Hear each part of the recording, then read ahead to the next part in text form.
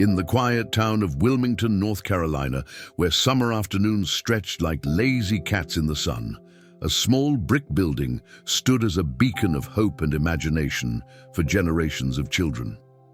The Pine Valley Branch Library, with its weathered steps and familiar creaking door, had been more than just a collection of books. It had been a sanctuary, a launching pad for dreams, and for one particular boy in the 1970s. It had been the foundation of a legacy that would extend far beyond basketball courts and championship rings. On a crisp autumn morning in 2023, as Lisa Wallace sorted through the day's mail at her desk in the library's administrative office, her hands trembled slightly as she opened an official-looking envelope. The contents confirmed her worst fears. After serving the community for over 5 decades, the Pine Valley Branch Library would be closing its doors in 30 days due to budget cuts and declining public funding. Lisa had worked at this library for 23 years, watching children grow up between these shelves, seeing their eyes light up as they discovered new worlds within dusty pages. But it wasn't just any library. This was where Michael Jordan, perhaps the greatest basketball player of all time, had spent countless hours as a child, nurturing not just his competitive spirit, but his imagination and determination. The weight of the news settled heavily on Lisa's shoulders as she gazed out her office window at the children filing in after school, their backpacks bouncing with each step, their laughter echoing through the autumn air. How could she tell them that their safe haven would soon be gone? That the place where Michael Jordan had once sat, reading about athletes who came before him, would soon be just another empty building in their neighborhood? As she contemplated the devastating news, her phone buzzed with a notification. It was an email from Beverly Davis, the head of the library board, announcing an emergency meeting to discuss the closure. Lisa's heart sank further. She knew these meetings usually meant the decision was final, just a formality to inform the staff of procedures for the shutdown. But sometimes the most extraordinary stories begin on the most ordinary days. And what Lisa didn't know was that news of the library's impending closure was already traveling, carried on invisible winds to someone who had never forgotten the role this humble building had played in his life. Miles away, in a sleek office, overlooking Chicago's magnificent skyline, Michael Jordan sat at his desk, scrolling through his phone during a brief break between meetings. His assistant, Kyle Arnold, had flagged an article from a small Wilmington newspaper, Historic Pine Valley Branch Library, childhood haven of Michael Jordan, set to close after 50 years. The headline hit him like a physical blow, transporting him instantly back to those long afternoons of his youth. He could still smell the particular mix of old books and wood polish, still hear the gentle whir of the ceiling fans, still feel the rough texture of the carpet where he would sit cross-legged, lost in tales of sports legends and heroic adventures. This was where he had first read about Jesse Owens, about Jackie Robinson, about athletes who had broken barriers and defied expectations. This was where he had discovered books about psychology and leadership, about the mental game that would later become such a crucial part of his success. This was where Andrew Liu, the kind-hearted librarian who had always encouraged his curiosity, had shown him that greatness wasn't just about physical prowess. It was about feeding your mind, about understanding strategy, about learning from those who came before you. Jordan leaned back in his chair, memories washing over him like waves. He remembered the day he had found a book about Julius Erving, how he had sat there for hours, absorbing every detail about Dr. J's playing style, his approach to the game, his way of handling pressure. He remembered practicing his signature over and over on library card applications, dreaming of the day he would sign autographs for fans. But more than anything, he remembered the sense of possibility that lived within those walls. The library had been more than just a building full of books. It had been a place where a young boy who would one day be known as Air Jordan had first learned to soar, Not with his feet, but with his mind. Without hesitation, Jordan pressed the intercom button on his desk. "Kyle, clear my schedule for the next few days and get the jet ready. We're going to Wilmington." As the sun began to set over Chicago, casting long shadows across the city, Jordan's mind was already racing with plans. He had never forgotten what this library had given him, and now it was time to give something back. But he knew that simply writing a check wouldn't be enough. This needed to be about more than money. It needed to be about preserving not just a building, but the spirit of possibility that had changed his life. He pulled out his phone and began making calls. First to his old friend Bianca Andrews, now a successful architect who specialized in renovating historical buildings. Then to Robin Baker, a technology innovator who had revolutionized digital learning spaces. And finally, to Chad Price, his childhood friend who still lived in Wilmington and had become a community organizer. As night fell over Chicago, Jordan's plan was already taking shape. But what he didn't know was that his connection to this library ran even deeper than he realized. In the coming days, he would discover stories about his childhood visits that would surprise even him, stories that would remind him and the world that sometimes the most important assists in life don't happen on a basketball court. The next morning, as Lisa Wallace arrived at the Pine Valley Branch Library to begin another day of what she thought would be a sad countdown to closure, she had no idea that one of the library's most famous former patrons was already en route, carrying with him not just resources and influence, but a deep understanding of what this place meant to the community.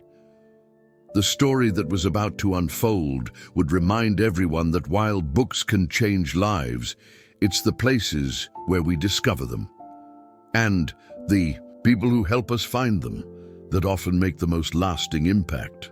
And sometimes, when all hope seems lost, the most unexpected champions step forward to remind us that every great story deserves a chance at a happy ending.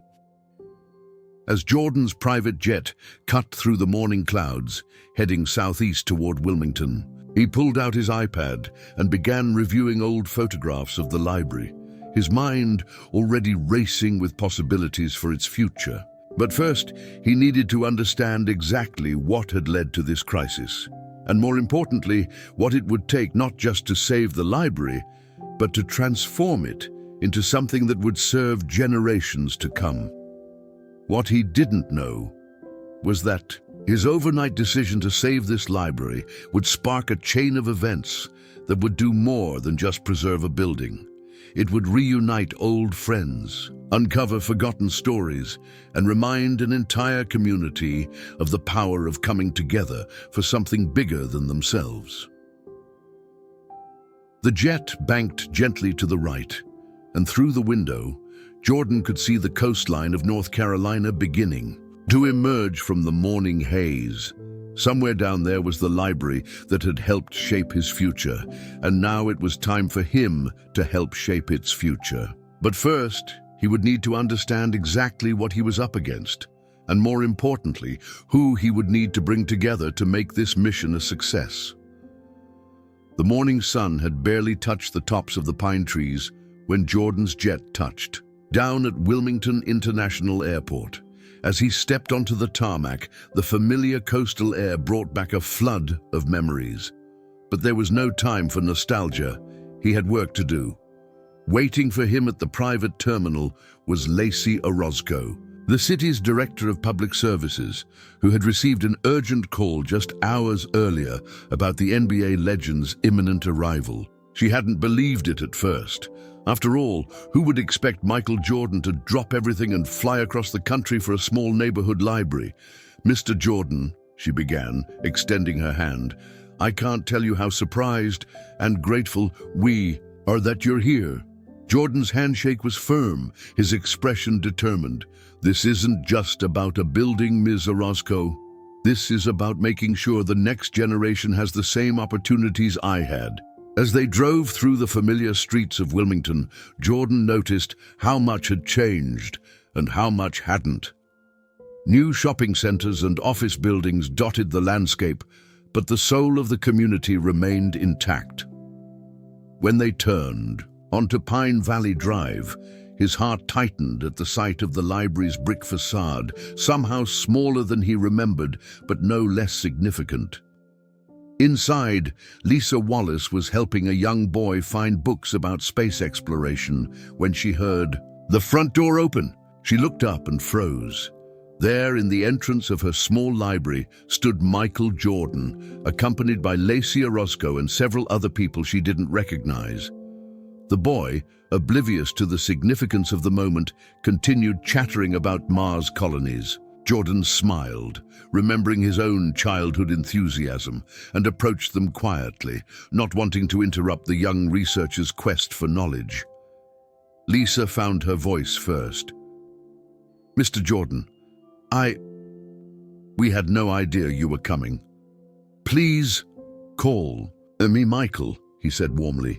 "And I couldn't stay away after hearing the news. This place, it meant everything to me growing up. Still does." By now, word of Jordan's presence was spreading through the library like wildfire. Timothy Roth, a longtime library volunteer who had been reshelving books in the biography section, nearly dropped his cart when he saw the basketball legend standing in the children's area, but Jordan wasn't there for fanfare.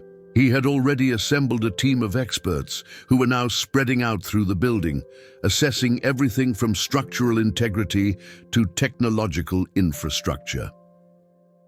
Bianca Andrews, the architect he had called the night before, was already taking measurements and making notes, her trained eye seeing both challenges and possibilities. "The bones of this place are still strong," she muttered, running her hand along a wooden beam. "We could do something really special here." Meanwhile, Robin Baker, the technology innovator, was setting up his laptop in a corner, already mapping out possibilities for digital integration. "We're not just going to save this library," he announced to no one in particular. "We're going to launch it into the future." Jordan gathered everyone in the main reading room, where decades ago he had spent countless hours poring over sports, magazines and biographies. The afternoon light streamed through the high windows, casting long shadows across the worn carpet. "I need to understand exactly what we're dealing with," he said, looking at Lisa Wallace. "Walk me through everything, the budget cuts, the maintenance issues, all of it." For the next hour, Lisa and Lacey laid out the library's challenges. The building needed significant repairs. The computer systems were outdated. Property taxes in the area had declined, leading to budget shortfalls. But most concerning was the decline in community engagement. Fewer people were using the library's services, making it harder to justify its existence to city planners. Jordan listened intently, occasionally making notes on his phone. When they finished, he stood and walked to the window, looking out at the neighborhood he once knew so well. "You know," he said, turning back to the group, "when I was a kid, this place wasn't just about books. It was about possibility. Every time I walked through those doors, I felt like I could become anything, learn anything. We need to bring that feeling back." He pulled out his iPad and began sharing his vision. The library wouldn't just be saved, it would be transformed. Modern technology would blend seamlessly with traditional services. There would be recording studios for podcasts and digital storytelling, maker spaces for hands-on learning, and virtual reality stations that could transport kids to ancient Rome or distant galaxies. But most importantly, the library would maintain its soul. The quiet corners where kids could lose themselves in books would remain. The personal connections between librarians and patrons would be preserved and strengthened. As Jordan spoke, Timothy Roth noticed tears in Lisa Wallace's eyes. After 23 years of service, she was witnessing what seemed like a miracle unfolding before her. The rest of the afternoon was a whirlwind of activity. Jordan's team conducted detailed assessments while he met with city officials, including Isaiah Allen, the budget director who had initially recommended the library's closure. By day's end, preliminary plans were taking shape, but Jordan knew the real work was just beginning. That evening, as the library staff prepared to close for the day, Jordan asked to have a moment alone in the building. He walked through the quiet stacks, running his fingers along the spines of books, remembering the countless hours he had spent there as a child. In the biography section, he found the same copy of Jesse Owens' story that had inspired him decades ago. The pages were worn, the binding barely holding together, but the power of its message remained intact. As he stood there, holding the book, he heard footsteps behind him. It was David Smith, the elderly janitor who had worked at the library for over 30 years.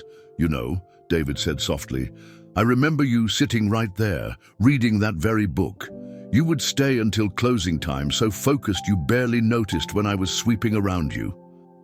Jordan smiled, touched by the memory. "This place, it gave me something that no basketball court ever could. It gave me perspective, understanding, the ability to see beyond the game." David nodded, understanding perfectly. "And now you're giving that same gift back to future generations." As the sun set over Wilmington, casting long shadows through the library's windows, Jordan knew that this was just the beginning. The next few weeks would be crucial, filled with challenges and obstacles. But looking around at the place that had helped shape his mind and spirit, he was more determined than ever. Before leaving, he paused at the front desk, where he had checked out his first book so many years ago. Lisa Wallace was gathering her, and things still seeming somewhat dazed by the day's events. "Ms. Wallace," he said, "I want you to know something. What happens next isn't just about saving a building. It's about preserving a legacy of possibility, and I'm going to need your help to make it happen." Lisa straightened her shoulders, professional pride mixing with newfound hope. "Mr. Jordan, Michael, whatever you need, we're ready." As he walked out into the evening air, Jordan could already envision the transformation that was about to begin. But what he didn't know was that saving this library would do more than just preserve a building. It would spark a movement that would remind people everywhere about the power of community, the importance of knowledge, and the incredible impact that one person's connection to a place can have on countless lives. The story of Michael Jordan and the Pine Valley Branch Library was just beginning, and its next chapter would prove to be even more remarkable than the first. As his car pulled away from the curb, the library stood silently in the gathering dusk, its windows dark, but its future suddenly blazing with possibility. The real work would begin tomorrow. But for now, hope had found a home once again between these beloved walls. Dawn broke over Wilmington with a sense of renewed purpose. The news of Michael Jordan's intervention at the Pine Valley Branch Library had spread through the community like wildfire, igniting sparks of hope in places where resignation had begun to settle. But as the morning sun cast long shadows across the library's weathered steps, the real work was about to begin. Cynthia Guzman, the city's chief financial officer, sat in her office reviewing Jordan's preliminary proposal. The numbers were staggering, not just the amount he was personally committing, but the comprehensive nature of his vision. This wasn't just about keeping the doors open, it was about revolutionizing what a community library could be. At precisely 8 a.m., Jordan arrived at the library, dressed not in his familiar business suit but in casual clothes, ready for a day of hands-on work. With him was Catherine McGrath, a renowned library systems specialist who had transformed struggling libraries across the country. The two had spent most of the night discussing possibilities, and Catherine's expertise would prove invaluable. In the days ahead, the key, Catherine explained to the assembled staff, is understanding that modern libraries are more than just book repositories. They're community hubs, innovation centers, and bridges to the future. Lisa Wallace watched as Catherine laid out elaborate plans on the reading room's central table. The transformation would happen in phases, allowing the library to remain partially operational throughout the renovation. But first, they needed to address the immediate challenges. Eric Carrillo, the head of the local construction firm Jordan had hired, was already assessing the building's infrastructure. "The roof needs immediate attention," he reported, pointing to water damage in the ceiling. "And the electrical system isn't equipped to handle the technology upgrades you're proposing."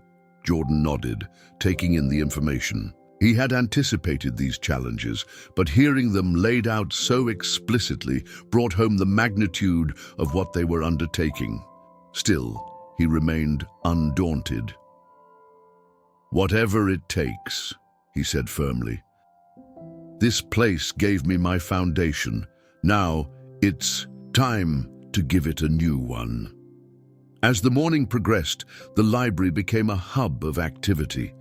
Andrew Pierce, a digital archives specialist, began the delicate process of cataloging and digitizing the library's most precious historical documents. Among them, he discovered something remarkable: the original library card application that Michael Jordan had filled out as a child, his signature still clearly visible in careful schoolboy handwriting.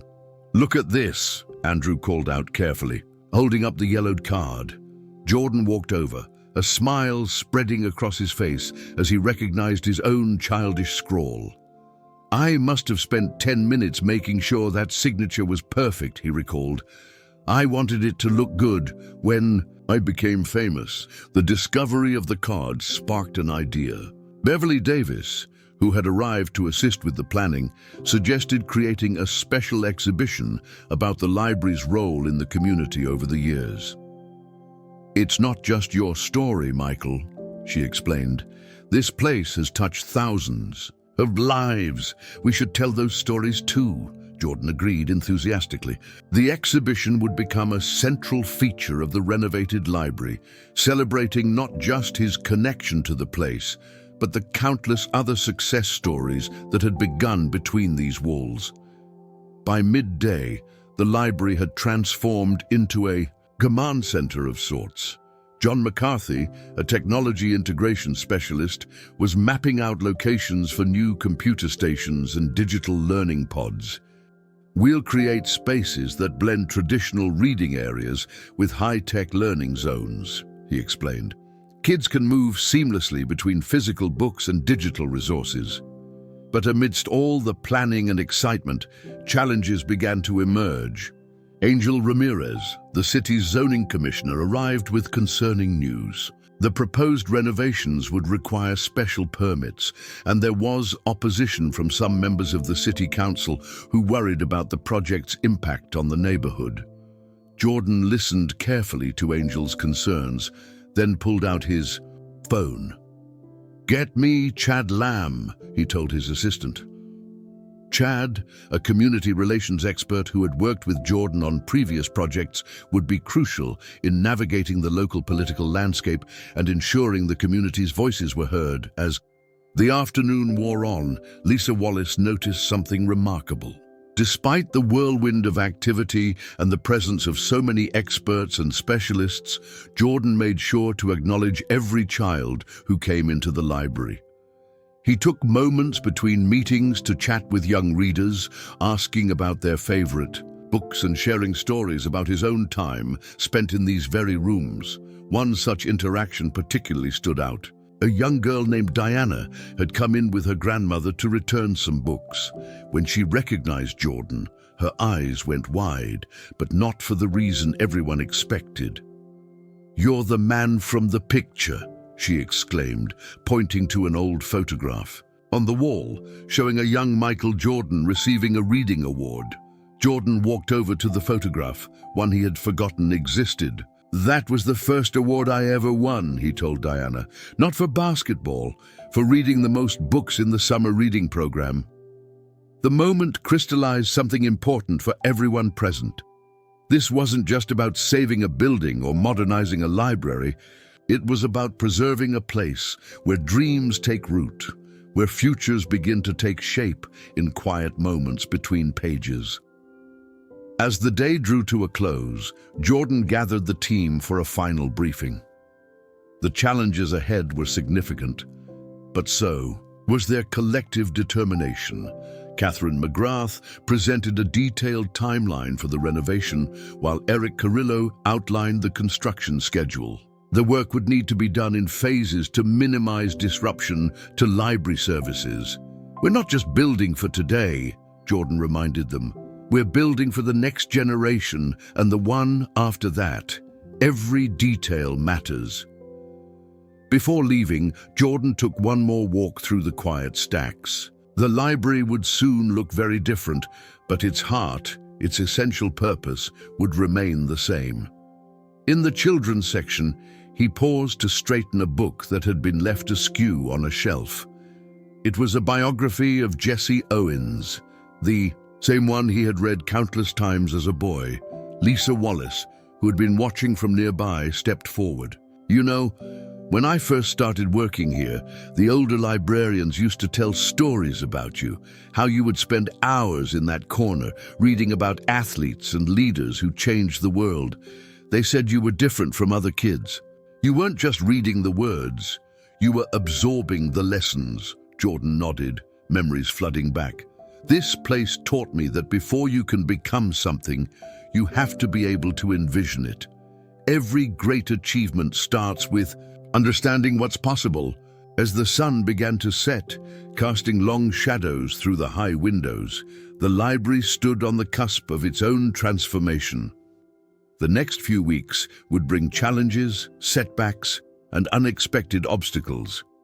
But something extraordinary had already begun, a renaissance that would touch not just this building but the entire community. What no one knew yet was that the story of Michael Jordan and the Pine Valley Branch Library was about to become something much bigger than anyone had anticipated.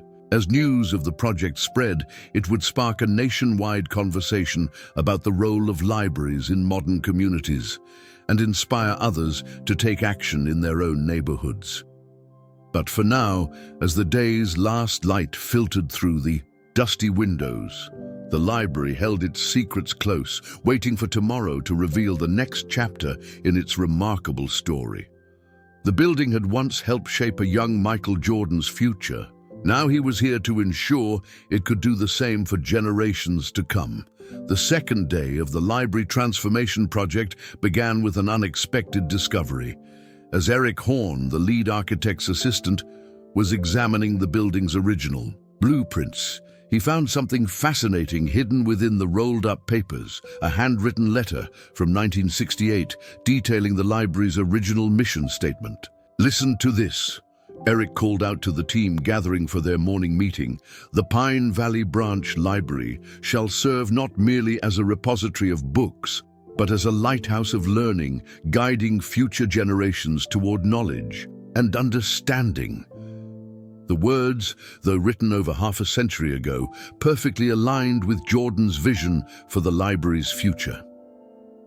Michael Washington, the project's community liaison, immediately recognized the potential impact of this discovery.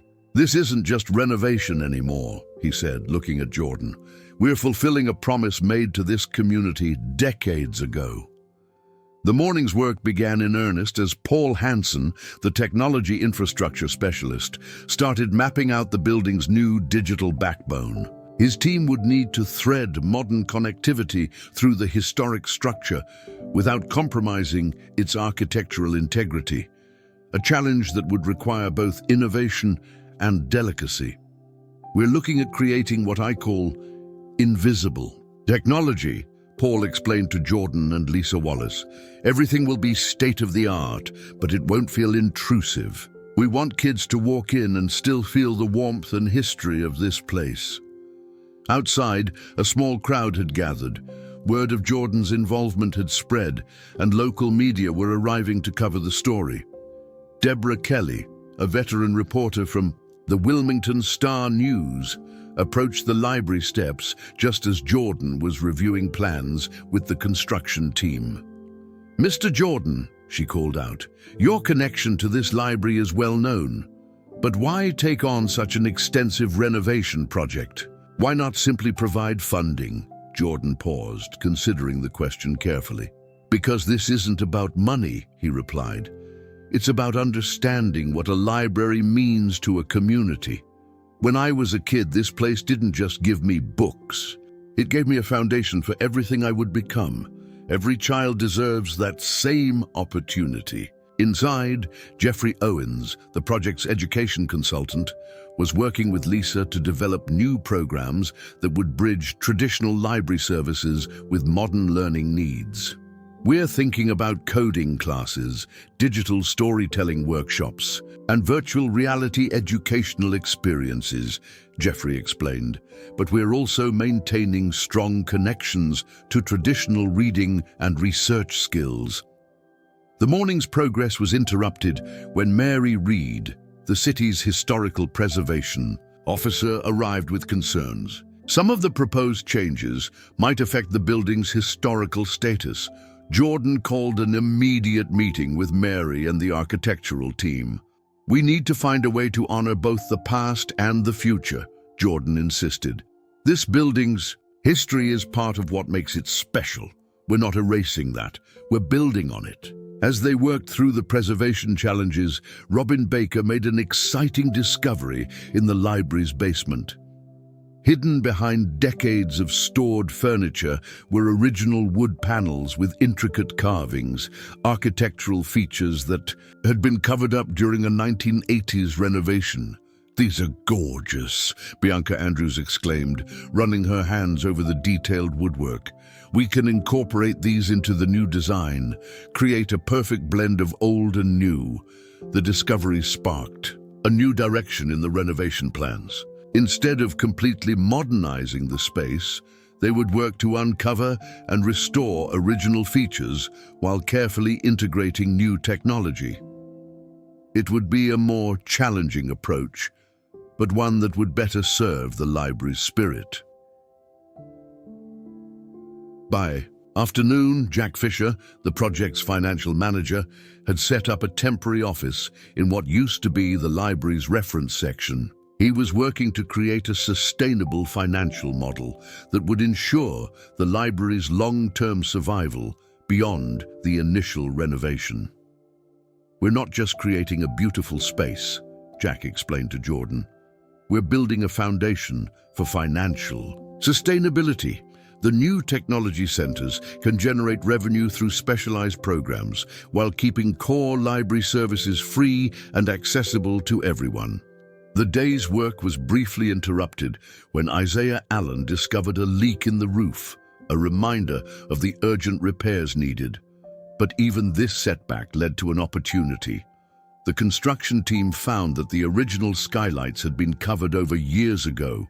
Restoring them would bring natural light flooding back into the reading rooms. As evening approached, Jordan gathered the team for their daily wrap-up meeting. The library's main reading room, now cleared of its old furniture, served as their conference space. The setting sun streamed through the windows, casting long shadows across the floor.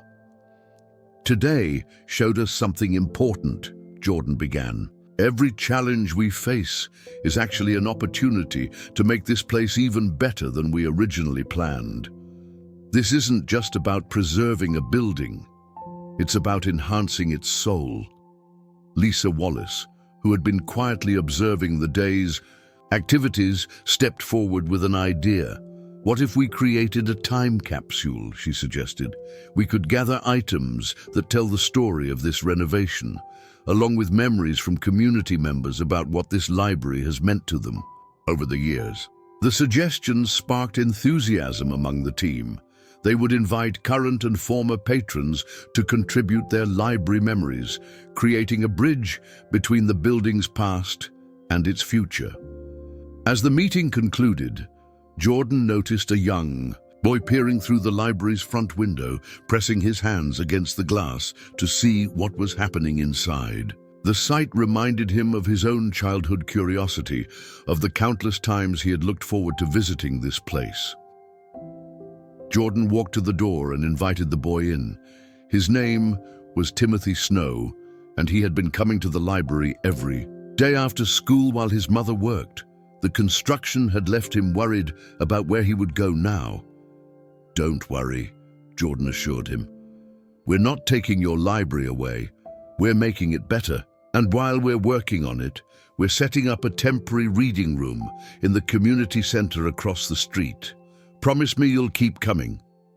Timothy's face lit up with a smile, and he nodded enthusiastically. This small interaction reinforced for everyone present the real purpose of their work. They weren't just renovating a building, they were preserving a safe haven, a place of possibility for countless children like Timothy. As the day drew to a close, Jordan took one final walk through the building. In the growing darkness, he could almost see ghosts of his younger self, sitting cross-legged in corners, lost in books about heroes and legends. Now he was helping to write a new chapter in this building's story. What he didn't know yet was that tomorrow would bring its own set of challenges and discoveries. The renovation of the Pine Valley Branch Library was becoming more than just a construction project. It was evolving into a movement, a testament to the enduring power of community spaces and the importance of investing in future generations. As Jordan locked up the building for the night, the library stood silent but full of promise. Its walls held not just books and memories, but the dreams of countless children yet to come. Tomorrow would bring new challenges, but for now the day's progress had brought them one step closer to realizing their vision of what a modern library could be. The third day of the Pine Valley Library renovation project began with an unexpected setback. As dawn broke over Wilmington, Patrick Gibson, the head of the city's planning commission, arrived with troubling news. A group of real estate developers had filed a legal challenge to the renovation permits, claiming the project violated certain zoning regulations. Jordan, who had just arrived for the day's work, took the news with characteristic composure. "Every game has its fourth quarter," he said, reaching for his phone to call Jennifer Bell, his legal advisor. "And this is just the beginning of ours." Inside the library, the morning's activities were already underway. Cynthia Jackson, the digital archives specialist, was carefully preserving and scanning historical documents when she made a remarkable discovery. Hidden within a collection of old newspapers was a series of photographs from the library's opening day in 1968. Among them was a picture of a young Andrew Liu, the same librarian who had encouraged Jordan's reading habits years later. "These aren't just photographs," Cynthia explained to Jordan as she carefully laid out the images. "They're proof of how deeply this place is woven into the community's history." The timing of the discovery couldn't have been better. As news of the legal challenge spread, community members began gathering outside the library, but instead of protests, they came with stories, photographs, and memories to share. They wanted to help document the library's importance to the neighborhood. Kyle Arnold, who had been coordinating the community outreach program, quickly set up a recording station in what used to be the reference section. "We're going to capture these stories," he explained. "They're our strongest argument for why this place needs to be saved." One by one, residents stepped forward to share their memories. Michael Wright, now a successful local business owner, recalled how the library's business resources had helped him write his first business plan. Lacey Orozco shared how she had learned English through the library's language programs, eventually becoming a teacher herself. Jordan listened to each story, understanding that these testimonials were more valuable than any legal argument they could make. He instructed his team to document everything, creating a comprehensive record of the library's impact on the community. Meanwhile, Eric Carrillo and his construction crew had uncovered something interesting behind one of the old walls. A time capsule from 1968. The small copper box contained letters, photographs, and a handwritten mission statement that echoed eerily with their current goals. May this library stand as a testament to our belief in the power of knowledge and community. Jordan read aloud from the yellow document. 55 years later, and we are fighting the same fight. The discovery energized the team, but the day's challenges weren't over. By mid-morning, news vans had begun arriving, drawn by the story of the legal battle. Lisa Wallace watched nervously as reporters gathered outside, but Jordan saw an opportunity. "Let them in," he said. "Let them see exactly what we're fighting for." Beverly Davis, who had experience in media relations, helped coordinate impromptu tours for the reporters. They saw not just the construction work and renovation plans, but also the community members sharing their stories, the historical discoveries being made, and the children who still came daily, despite the disruption. One reporter, particularly moved by what she saw, was Catherine Morrow from the National News. "This isn't just a local story anymore," she told Jordan. "This is about the future of community spaces across America." As the day progressed, support began pouring in from unexpected places. Paul Hansen, monitoring social media responses, reported that libraries across the country were sharing messages of solidarity.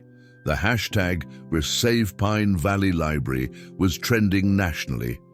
Jordan gathered his team for an afternoon strategy session. The legal challenge meant they needed to adjust their timeline, but he was determined not to let it derail the project. Jennifer Bell, having reviewed the developers' claims, believed they had a strong case for proceeding with the renovation. "The zoning laws they're citing actually work in our favor," she explained. "This building has been a community space for over 50 years. We're not changing its fundamental purpose. We're enhancing it." But Jordan wanted to do more than just win a legal battle. He saw an opportunity to transform this challenge into something positive for the entire community. He called in Robert Simpson, an urban planning expert who had worked on similar projects across the country. "We need to show that this renovation isn't just about preserving the past," Robert explained to the team. "It's about creating a model for the future of community spaces." Working with Robert, the team began developing an expanded proposal that would demonstrate the library's potential impact on the entire neighborhood. They included plans for community gardens in the adjacent lot, outdoor reading spaces, and a small amphitheater for community events. As evening approached, Jordan received an unexpected call. It was Aaron Berry, one of the developers behind the legal challenge. The media attention and community response had made him reconsider his position. He wanted to meet and discuss possible compromises. "Sometimes your opponents can become your strongest allies," Jordan told Lisa Wallace as he prepared for the meeting. "We just need to help them see the bigger picture." The meeting was set for the next morning, but the team's work wasn't done for the day. In the library's main room, Kyle Arnold was still recording community stories. Among them was David Smith, the elderly janitor who had worked at the library for 3 decades. "You know what I remember most?" David said into the microphone. "The look on kids' faces when they first learned to read, that moment when the letters started making sense and suddenly the whole world opened up to them. That's what this place is really about." Jordan, overhearing David's testimony, was reminded again of why this fight was so important. The library had given him more than just books. It had given him a foundation for understanding the world, for dreaming bigger than his circumstances might have suggested was possible. As the sun set over Wilmington, casting long shadows through the library's windows, Jordan gathered his team for their end-of-day meeting. The legal challenge had been unexpected, but in many ways it had strengthened their resolve and brought the community together in ways they hadn't anticipated. "Tomorrow, we meet with the developers," Jordan announced. "But today we've already won something more important. We've reminded everyone why places like this matter." Lisa Wallace, looking around at the gathered community members, the documented stories, and the plans for the future, couldn't help but agree. The library had always been more than just a building. It was the heart of the community, and now that heart was beating stronger than ever. What no one knew yet was that the meeting with the developers would lead to an unexpected alliance that would not only secure the library's future, but create a new model for community development across the country. The story of the Pine Valley Branch Library was about to take another surprising turn. The morning of the crucial meeting dawned, clear and bright over Wilmington. Jordan arrived early at the library, where John Nelson, his strategic advisor, was already reviewing their presentation materials. The stakes were high. This meeting could either smooth the path forward or create more obstacles for the renovation. Project Aaron Sanders, the lead developer who had called for the meeting, arrived precisely at 8 a.m., accompanied by his team of architects and legal advisors. What surprised everyone was the presence of Eric Horn, a well-known urban development specialist who had earned a reputation for finding innovative solutions to community conflicts. "Before we start," Aaron began, settling into his chair in the makeshift conference room, "I want to be clear about something. We're not here to stop your project. We're here because we think there might be a way to make it even better." Jordan leaned forward, intrigued. This wasn't the confrontational meeting he had expected. Lisa Wallace, sitting quietly in the corner, felt a glimmer of hope as Eric Horn unrolled a set of plans across the table. "What if we could expand your vision?" Eric suggested. "Not just renovate the library, but create an entire learning campus. Around it, the proposal was ambitious. The developers owned several adjacent properties, and instead of competing with the library project, they wanted to complement it.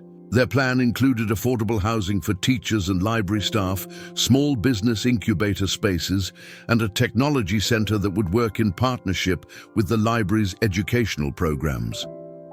Robin Baker, who had been analyzing the library's technological needs, immediately saw the potential. "This could transform our digital literacy programs," she explained, pointing to areas where the facilities could interconnect. "We'd be creating a true 21st century learning ecosystem." As the morning progressed, what had started as a potential confrontation evolved into an intensive planning session. Chad Price, the community organizer, was called in to provide insight into local needs and concerns. His experience proved invaluable as they worked to merge the two visions. "The key," Chad explained, "is ensuring that everything we build serves the existing community first. This can't become another gentrification project." Jordan watched as the teams worked together, marking up plans, suggesting modifications, and finding common ground. He was reminded of something his old librarian, Andrew Liu, had once told him. Sometimes the best solutions come from unexpected alliances. By midday, a new vision had taken shape. The library would remain the heart of the project, but it would now be surrounded by what they were calling the Pine Valley Learning District. The development would happen in phases, with the library renovation still taking priority. Beverly Davis, who had been documenting the meeting, couldn't help but smile as she watched the former opponents working together. "This is how progress happens," she remarked to Lisa, "when people are willing to listen and find common ground." The afternoon brought another surprise visitor, Isaiah Allen, the budget director, who had initially recommended the library's closure. He'd been following the developments closely and came with news that would change everything. "The city council has been watching what's happening here," he announced. "They've voted to create a special economic development zone around the library. This means tax incentives for educational and community-focused development." This announcement transformed the theoretical plans into a viable reality. Jack Fisher, the project's financial manager, immediately began running numbers, working with the developers team to create a sustainable financial model. "This isn't just about building something new," Jordan explained to the assembled group. It's about creating something that can sustain itself and grow with the community. As the day progressed, more community members arrived, drawn by news of the meeting. Among them was Deborah Kelly, who had been tracking the story since the beginning. The sight of developers and community leaders working together made her realize this was more than just a local interest story. "You're creating a template here," she told Jordan, "a model for how communities can preserve their institutions while embracing progress." The practical details of the expanded project began to take shape. Paul Hansen worked with the developers' technology team to design an integrated digital infrastructure that would serve the entire district. Bianca Andrews collaborated with their architects to ensure the new buildings would complement the library's historic character. One particularly innovative aspect of the plan came from Timothy Roth, who suggested creating a series of outdoor reading gardens that would connect the various buildings. "Learning doesn't just happen inside," he explained. "We need to create spaces that inspire creativity everywhere." By late afternoon, what had started as a potential confrontation had transformed into a celebration of possibility. The developers ordered pizza for everyone, and the planning session turned into an impromptu community meeting as more residents arrived to see what was happening. Mary Ruiz, a local teacher, brought her entire class to the library after school. The students watched in amazement as Jordan and the developers explained their vision, using virtual reality headsets to show how the finished project would look. "This is your future," Jordan told the children. "We're building it for you, but someday you'll be the ones running it, improving it, making it even better." As evening approached, Lisa Wallace found a quiet moment to reflect on the day's events. She remembered how, just a few days ago, she had been preparing to close the library's doors forever. Now she was part of something that would not only save it but transform it into something far beyond her original hopes. Jordan found her sitting in her favorite spot by the window. "You know," he said, settling into a chair beside her, "when I was a kid, this place taught me that anything is possible if you're willing to work for it. Today proved that lesson all over again." The final task of the day was drafting a joint statement from the library team and the developers. They wanted to share their vision with the community before rumors and speculation could spread. Catherine McGrath, who had experience in public relations, helped craft the message. "Today, we're not just announcing a project," the statement began. "We're launching a new chapter in our community's story. The Pine Valley Learning District will be a place where history meets innovation, where community meets opportunity, and where every child has the chance to dream big." As the teams finally packed up their plans and prepared to leave, Jordan took one last walk through the quiet library. In the fading light, he could almost see the future taking shape. Children running between buildings, seniors teaching coding, classes, community groups gathering in the gardens. What had started as a mission to save one building had grown into something much more significant. The Pine Valley Branch Library wouldn't just survive, it would become the centerpiece of a revolutionary approach to community development. As Jordan locked up for the night, he noticed Timothy Snow, the young boy from the day before, peering through the window again. This time, Jordan invited him in and showed him the plans for the learning district. "What do you think?" Jordan asked, watching the boy's eyes widen as he looked at the drawings. "It's like a city of books and computers," Timothy said in awe. "Can I help build it?" Jordan smiled, remembering his own childhood dreams that had taken root in this very building. "You already are," he told Timothy. "You already are." The transformation of the Pine Valley Branch Library into the centerpiece of an educational district began at sunrise, 1 week after the landmark agreement. Michael Washington stood at the library's entrance, clipboard in hand, coordinating the arrival of construction crews and technology teams. The morning air buzzed with anticipation and the sound of machinery. Jordan arrived early, accompanied by Cynthia Guzman and a surprise guest, Andrew Liu's daughter, Jennifer Bell. She had driven from Atlanta after hearing about the project, carrying boxes of her father's personal papers and photographs from his years as the library's head librarian. "Dad kept everything," Jennifer explained, carefully unpacking albums filled with yellowed photographs. "He always said this library was his greatest achievement. He would have loved seeing what you're doing here." As they examined the materials, they discovered something extraordinary.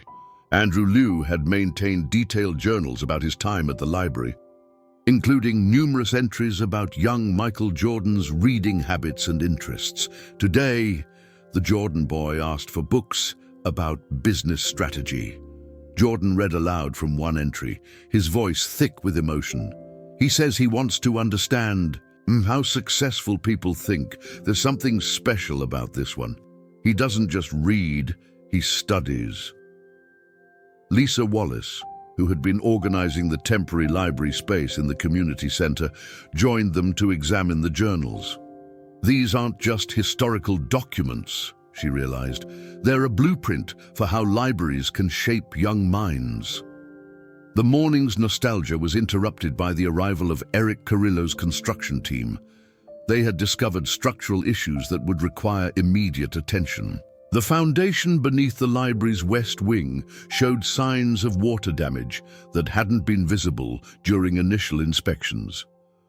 Jordan gathered his team for an emergency meeting. Patrick Gibson, the chief engineer, explained that addressing the foundation issues would add both time and cost to the project, but Jordan saw an opportunity rather than a setback. "If we need to dig deeper," he said, "let's use it to our advantage. What if we created an underground level, a space for community archives and historical preservation?" Robin Baker immediately caught the vision. "We could create a digital preservation lab down there," she suggested. "Climate-controlled storage for historical documents, plus facilities for digitizing and studying them." The construction challenge had unexpectedly led to an expansion of their vision. Catherine McGrath began sketching out plans for what they were now calling the Memory Vault, a space that would preserve not just the library's history, but the community's collective memory. As word of the new addition spread, community members began bringing in their own historical materials. Beverly Davis arrived with boxes of old photographs documenting the neighborhood's civil rights history. Chad Lamb brought in his grandfather's collection of local maps and business directories dating back to the 1920s. "This is becoming more than just a renovation," Jordan observed, watching as people continued to arrive with their historical treasures. "We're creating a living time capsule." The day's work was briefly interrupted when a group of students from the local high school arrived, led by their history teacher, Paul Hansen. They had been following the project and wanted to volunteer their time. "We want to help preserve these memories," one student explained. "This is our history too." Jordan immediately saw the educational potential. Working with Paul and Lisa, they developed a program where students could earn community service credits by helping to catalog and digitize materials for the Memory Vault. Meanwhile, outside, the Learning District was beginning to take shape. The developers, led by Aaron Sanders, had begun preliminary work on the surrounding properties. The sound of construction filled the air as old buildings were carefully dismantled to make way for new educational spaces. Robert Simpson, overseeing the integration of the various project components, had created a detailed timeline that would allow the library to maintain limited services throughout the renovation. The temporary space in the community center was already proving popular, with attendance actually increasing despite the reduced facilities. "People are excited about what's coming," Lisa explained to Jordan as they toured the temporary space. "They want to be part of this transformation." By mid-afternoon, the project had attracted some unexpected attention. Isaiah Allen arrived with News that several other cities had reached out, interested in learning more about the Pine Valley model of community development. What you're doing here, Isaiah explained, is creating a template for how communities can preserve their cultural institutions while embracing the future. People are taking notice. Jordan, who had been reviewing plans with Bianca Andrews, understood the broader implications. Maybe that's the real legacy here, he mused, not just saving one library, but showing others how to save theirs. The afternoon brought another surprise when Timothy Snow arrived with his entire family. His mother, a local teacher, had been skeptical about the project initially, but seeing the community's involvement had changed her mind. Timothy talks about nothing else, she told Jordan. He's already planning his future career as a librarian, astronaut, basketball player. Jordan laughed, but he recognized something in Timothy's dreams, the same limitless possibility he had felt as a child in this very library. He took Timothy on a tour of the construction site, explaining how each new space would serve the community. See that area there? He pointed to where the foundation work was beginning. That's going to be the memory vault, and maybe someday your story will be preserved there too.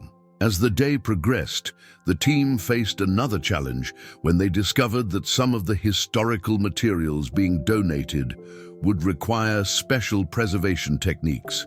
Catherine Morrow, who had experience in archive management, suggested bringing in experts from the State University. We need to do this right, she insisted. These aren't just old papers and photographs, they're the community's memories. Jordan agreed, immediately making calls to secure the necessary expertise. By late afternoon, a plan was in place to create a professional preservation program that would also serve as a training ground for students interested in archival work. The day's final hours brought an unexpected visitor, a representative from the National Library Association. Drawn by the growing buzz around the project, Dr. David Smith had come to see firsthand what was happening in Wilmington. What you're creating here, he told Jordan after touring the site, could revolutionize how we think about community libraries. This isn't just about books anymore. It's about creating spaces where knowledge, community, and innovation intersect. As the sun began to set, casting long shadows across the construction site, Jordan gathered his team for their daily wrap-up meeting. The challenges they had faced had led to innovations they hadn't imagined at the start of the day. Sometimes, he told them, the biggest obstacles lead to the best opportunities. We didn't just solve problems today, we expanded our vision. Lisa Wallace, looking around at the diverse group of people who had come together to make this project possible, couldn't help but marvel at how far they had come. What had started as a desperate attempt to save a beloved library had grown into something that could change the way communities think about educational spaces. What none of them knew, yet, was that the next day would bring even more surprises, as the impact of their project began to ripple out beyond Wilmington. The story of the Pine Valley Branch Library was about to inspire a national conversation about the role of community spaces in the digital age. The final day of the project's first phase dawned with an electric anticipation in the air. Chad Price arrived before sunrise, setting up for what would become a historic day in Wilmington's history. The temporary fencing around the library was being removed, revealing the first completed sections of the renovation to the public. Jordan stood at the entrance, taking in the transformation. The building's historic facade had been meticulously restored, while subtle modern elements hinted at the technological marvels within. Eric Horn, adjusting the final lighting elements, couldn't help but smile at the perfect blend of old and new. It's like watching the past and future shake hands, he remarked, as the morning sun caught the newly installed solar panels that had been designed to complement the building's original architecture. Inside, Lisa Wallace was preparing for the day's ceremonies when she discovered something remarkable. While arranging the display of Andrew Liu's journals in the new memory vault, she found an envelope addressed to the future librarian. Inside was a letter written by Liu himself, dated just before his retirement.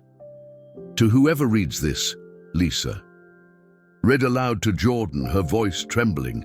Remember that a library is more than its books. It's a gateway to possibility, a sanctuary for dreamers, and a launching pad for futures yet unknown. The letter seemed to perfectly capture the spirit of what they had created. The renovated library was indeed more than just a building full of books. The main floor now featured adaptable learning spaces that could transform from quiet reading areas to collaborative workstations. The new technology wing, overseen by Robin Baker, housed everything from 3D printers to virtual reality learning stations.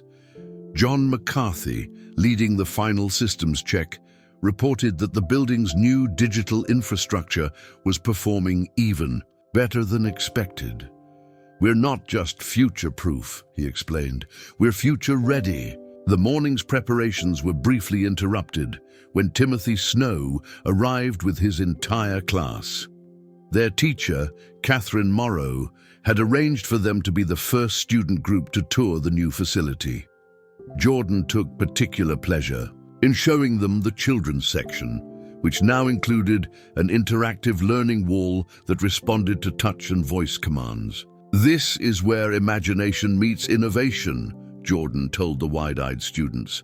"But remember, the most powerful technology you'll find here is still the same as it was when I was your age, the power of stories to change lives." By mid-morning, the crowd gathering outside had grown considerably. Aaron Sanders arrived with the development team, carrying the final approved plans for the surrounding learning district. The library renovation had already sparked construction on the first of several new educational facilities that would soon surround it. Beverly Davis, who had been documenting the entire project, was putting the finishing touches on a special exhibition in the Memory Vault. From past to future, the Pine Valley's story chronicled not just the library's history, but its evolution into the heart of an educational revolution. The exhibition included a section dedicated to the community's involvement in the project. Photos showed local residents helping with everything from construction to program planning. There was even a wall dedicated to the children's artwork that had decorated the temporary library space during renovation. As noon approached, Michael Wright arrived with a surprise. He had tracked down some of the original construction workers who had built the library in 1968. Among them was Robert Simpson's father, now in his 80s, who had laid the building's cornerstone.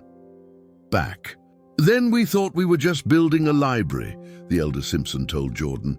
"Now I see we were laying the foundation for something much bigger." The formal rededication ceremony began at 1 p.m. The crowd that gathered represented every facet of the community. Paul Hansen had arranged for the event to be live-streamed, allowing people across the country to witness the culmination of their efforts. Jordan, standing at the podium, looked out at the faces before him. Children sitting cross-legged on the new plaza, elderly residents in chairs brought out specially for the occasion, former librarians who had returned to witness this moment. "When I was a boy," he began, "this library taught me that the only limits to what we can achieve are the limits of our imagination. Today, we're not just reopening a building, we're opening the door to countless new possibilities." The ceremony included several touching moments. Lisa Wallace received a standing ovation for her role in fighting to save the library. The development team, led by Aaron Sanders, was recognized for turning potential conflict into unprecedented cooperation. But the most moving moment came when Jennifer Bell presented the library with her father's personal collection of books, including the very volumes that young Michael Jordan had read so many years ago. These would be housed in a special collection in the Memory Vault, alongside Andrew Liu's journals and the community's historical materials. As the afternoon progressed, visitors explored the new facilities.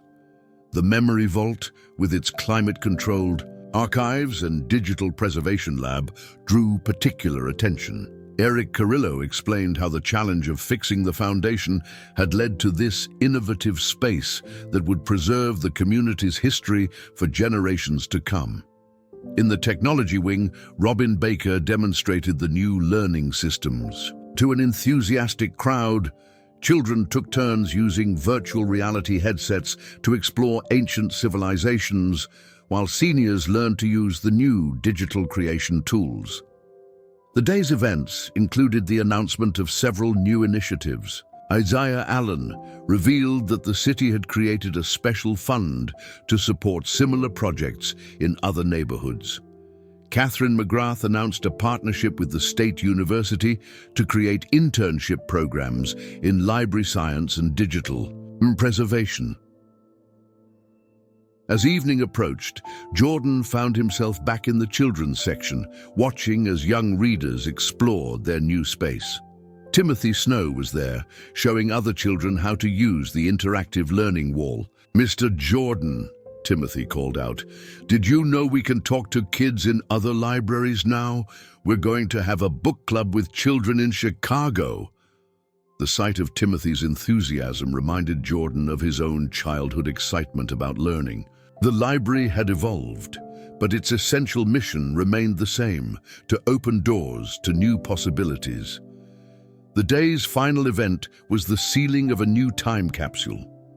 Unlike the one from 1968, this one included both physical and digital artifacts. Community members had contributed letters, photographs, and digital messages to future generations. Lisa Wallace placed Andrew Liu's letter inside, along with a note of her own. Jordan added a basketball, not one from his professional career, but the worn one he had carried to the library as a child, often reading with it in his lap. As the sun set over Wilmington, casting a golden glow over the renovated building, Jordan took one last walk through the quiet spaces. The library seemed alive with possibility, humming with the energy of new technology while maintaining the peaceful atmosphere that had made it such a sanctuary for him as a child. In the Memory Vault, he paused to look at a photograph of himself as a young boy, sitting cross-legged on the library floor with a book in his hands. Beside it was a recent picture of Timothy Snow in almost the same pose, but now surrounded by the tools of a new era. "The more things change," Lisa Wallace said, joining him, "the more they stay the same." Jordan nodded, understanding that while the means of learning might evolve, the fundamental power of knowledge to transform lives remained constant. The Pine Valley Branch Library had been saved, but more than that, it had been reborn as a model for the future of community education. As they locked up for the night, Jordan knew that this wasn't really an ending. It was just the beginning of a new chapter. Tomorrow, children would stream through these doors, ready to explore and dream and grow. And somewhere among them might be another young mind, ready to soar beyond the limits of what seemed possible. The story of the Pine Valley Branch Library would continue to inspire similar transformations across the country, proving that with vision, determination, and community support, any challenge could become an opportunity for innovation. But more importantly, it would continue to serve its primary purpose, being a place where dreams take root and futures begin to unfold, one page, one click, one discovery at a time.